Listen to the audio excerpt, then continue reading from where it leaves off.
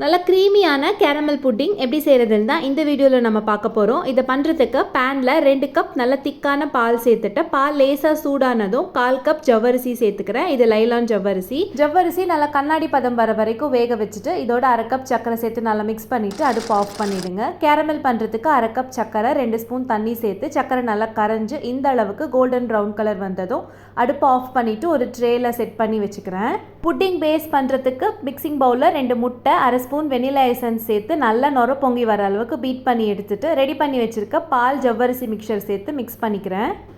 ஒரு முக்கியமான டிப் சொல்கிறேன். பாலும் ஜவ்வரிசியும் சூடு நல்லா ஆறினதுக்கு அப்புறமா முட்டையோடு சேர்த்து மிக்ஸ் பண்ணிக்கோங்க. அடுத்து கேரமல் ஊற்றி வச்சுருக்க அதே ட்ரேயில் இந்த மிக்சரையும் சேர்த்துட்டு நல்லா டைட்டாக சீல் பண்ணிவிட்டு இட்லி பாத்திரத்தில் தண்ணி நல்லா சூடானதும் 1/2 மணி நேரம் மீடியம் ஃப்ளேமில் வச்சு வேக வச்சு ஃப்ரிட்ஜில் ஒரு 1/2 மணி நேரம் வச்சு நல்லா கூல் பண்ணிவிட்டு அதுக்கப்புறமா டிமோல் பண்ணி பீஸ் போட்டு சர்வ் பண்ண வேண்டியதான்.